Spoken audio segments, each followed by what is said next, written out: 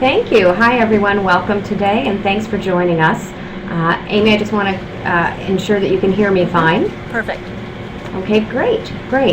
So today, what I really want to do is talk about, how do you select the best employees? As Amy was mentioning, I think bringing on employees, especially when you're part of a small company, every single hire is crucial. It's crucial not only to the skills and capabilities that they bring to your team, but also crucial in terms of what they add to your culture, to your environment, and to sort of the ethos that you're trying to create at your company.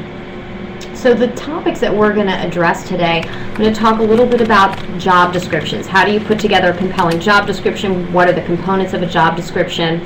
That's obviously the first piece, is getting the job description out there.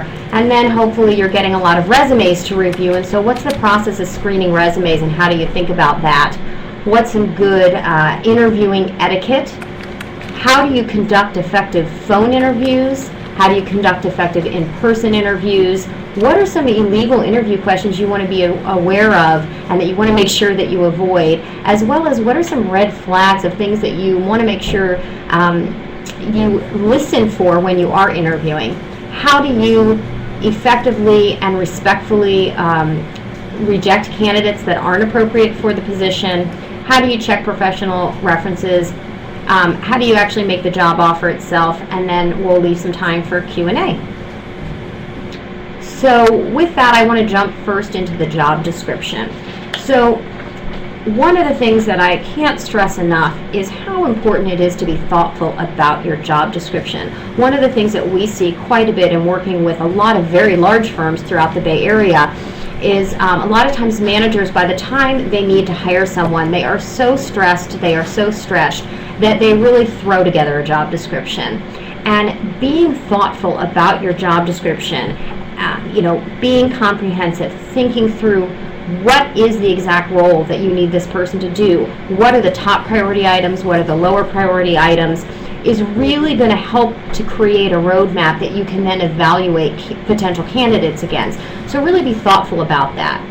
The second piece is that a job description is not just a recruiting tool for you to find candidates, but it's also a sales tool. It is the opportunity for you to say, this is who we are, this is how we do business, this is how we present ourselves. So always be thoughtful when you're putting a job description out there, and I know a lot of them are, people will post to job boards, but just being really thoughtful about how you position your company. I think it's important up front to determine what kind of salary or hourly information you are looking for, but we recommend not including that in the job description itself, but it is something that you want to be clear about up front. The other thing is, look at examples of other job descriptions that are similar to the kind of thing you're looking at. And there's so many different boards that are out there, whether it's Craigslist or Monster or Hot Jobs, that you can go and just search and sift and take a look at to see what else is already posted there and what can I learn from that. The other thing that I just want to make sure to mention is any reference to race, color, religion, age, sex, national origin, nationality, physical or mental disabilities, that is illegal. So you want to be really careful when you are interviewing, when you're considering candidates, that you make sure to stay away from any references on that. So I want to spend a little bit of time on what we consider to be job description best practices. So in general, we believe that a job description has kind of 5 different sections to it. One is a good description of the company. Who are you? What's the compelling description of your company? Make sure that you're thoughtful that this is ultimately selling who you are and why somebody should even be considering employment at your company. You want to have the job responsibilities. We suggest about 5 to 8 bullets. You want to be specific to capture exactly what the person's going to do and list it in priority order. Start with the thing that is the most important piece of the position on down to what is the least important aspect of that position. You then want to have a section for qualifications. What are the 3 to 8 things that you want to make sure that people have to be considered for this position? What are the skills? What are the attributes? What are the credentials that are needed to successfully be in this role? And we always recommend, if you can go ahead and separate the skills into skills required and skills preferred. So skills required, those are non-negotiable. If somebody does not have those skills, they will not be successful in this role. However, oftentimes there's some skills preferred, and we'll give some examples of that in a little bit, that are things that you could negotiate at. Along those lines, you want to make sure that you're thoughtful about contact information. So you want to think about, do you want to list the company website if that is applicable?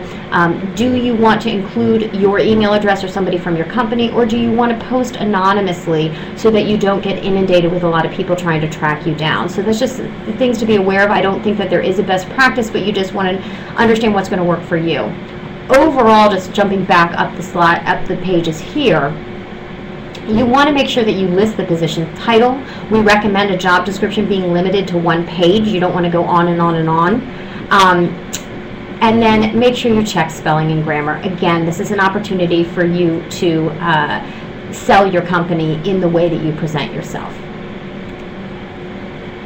Be specific with your job description. So just some really quick examples here. To us, something that would be too general is somebody who's computer literate. But a much better way to say that would be proficient with Microsoft Word, Excel, and QuickBooks. Everyone wants somebody with good communication skills, but what does that mean for your particular role? Answer phone calls in a pleasant, helpful, and professional manner, or the ability to conduct meetings in an effective way. Again, it depends on what the role is as to what you're going to need. Same thing with handles administrative chores. A better way would be to say open and distribute daily incoming mail, packages, and other deliveries. Again, it depends on the role as to what those specific items are going to be.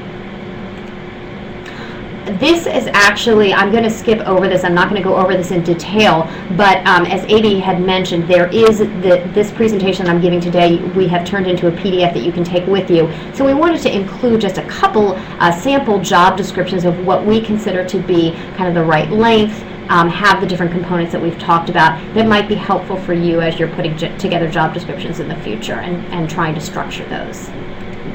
And again, we've got a couple examples in here.